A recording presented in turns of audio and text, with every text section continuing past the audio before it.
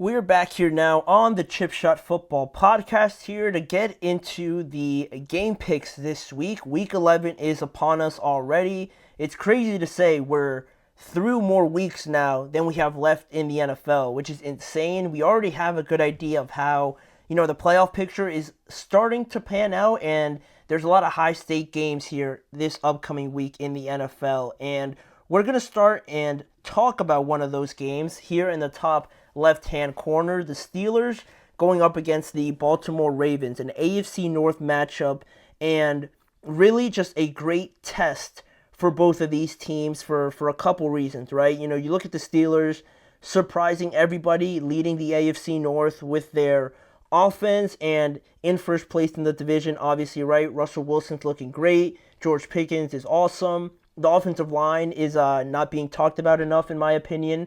And, Mike Williams comes in and immediately makes an effect. Everything seems to be going perfect for the Steelers at this point. And, they're winning games they're supposed to with an easier half of the schedule. And they beat the Commanders last week, their first real test. But this is taking it up to as close as you can get to the highest, hardest level, right? In like a video game or something. This is like the final boss, other than the Chiefs, I guess, of course. That could be the actual final boss. But this is like 1A, 1B with the Baltimore Ravens for, a bunch of obvious reasons, right? Lamar, MVP favorite probably. Derrick Henry, the favorite for Offensive Player of the Year. And they're just playing phenomenally on offense. Everybody feels like is contributing. And they're playing great, and it's outstanding on how great they're playing historically, but also, it's to a level where you didn't think they would get to, right? For as crazy as that might sound. Ali, how you doing? Welcome to the show. I'm doing good. Hope you're doing good and enjoy watching the show. But on Pittsburgh and in Baltimore, it is a little surprising. I had my doubts about Baltimore, but they're playing insane right now, except their defense, which is a huge problem. And that's where we get to the test part of this matchup, right? It's a great test, and I'm really looking forward to it because of the fact that you have two 7-win teams. But really, what interests me is the fact that you have Pittsburgh's offense, which is still in question, I think, by a lot of people, going up against the defense that is dead last in terms of passing, and that's been, the Achilles heel for the Steelers. So can they take advantage of that? And also, can the Ravens, on the other hand, with their top-tier offense, can they go ahead and face a top 2 to 3 defense and still have the same sort of fortune? Those two, tests will be something to watch out in this game. Ali, good to hear that I am also good. Thanks for asking. Which one is your favorite game? It has to be the Steelers game, just because I'm a Steelers fan. So I'm a little anxious for the game, and I'm still a pessimistic fan. So I am going to go with Baltimore, just because I don't like getting my hopes up and, being disappointed, obviously. But Baltimore is, if they still have something to prove, essentially. They have something to prove for as good as they've been, for as good as Lamar is, for as good as Derrick is, obviously.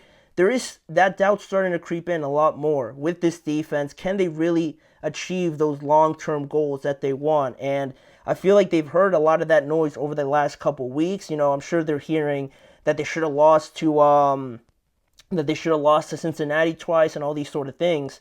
It's a game for them to go out there and prove it. It's gonna be very tough. I think the Steelers are gonna put up a fight, but I'd be very surprised if the Steelers win this game, by more than like a touchdown or something like that. It's going to be close and could truly go either way. But if I had to pick, I'll go with the Ravens in this game.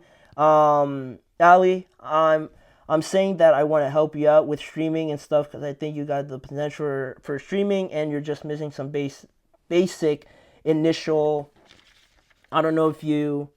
I'm interested to hear what you want to say. If you just want to keep saying it there in the chat, you're more than welcome to. But we're going to keep going with the rest of these games. Obviously, we have another divisional game, Green Bay and Chicago.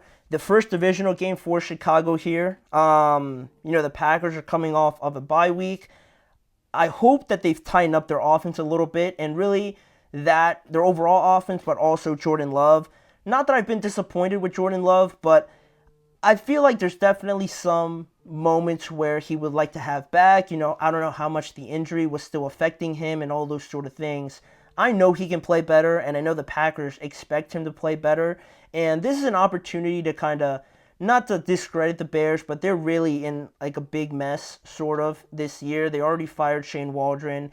Caleb is not progressing as they would have hoped for. So if there's a chance to win a game, this would be the game to kind of figure things out. And as good as the Bears defense is, I think Green Bay is just at a different spot in developing in their run of progressing through their team. So we're gonna go with the Packers here. They'll win this one probably by at least 10 points if I was to say.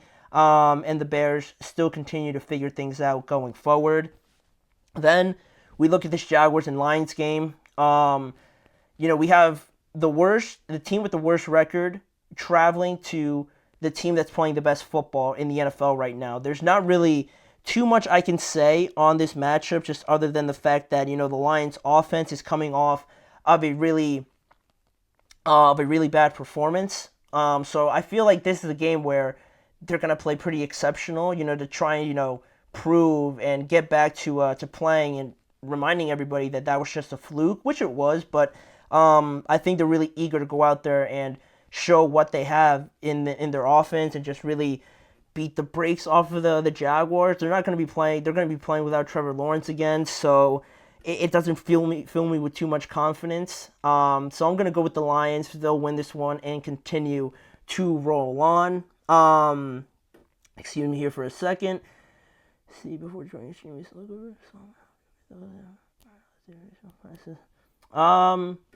I'll get back to you, Allie. But we're gonna keep going just for the sake of time here. The Rams are playing at the New England Patriots, a similar situation to the Lions, where the Rams just lost a game where they didn't score a touchdown, and I think that was a real letdown for them because they were on a good roll. Puka, Kupp were back, and the defense was playing great. They just came off of a high of, winning in overtime against a divisional opponent, and then to put on a performance like that at home, I think it's sort of like the Lions here, where they're really looking to go out there and really try and be as perfect as they can to have a performance where maybe they score like 24 plus points or something like that. I think they're really eager to do that, and they have certainly the guys to do it.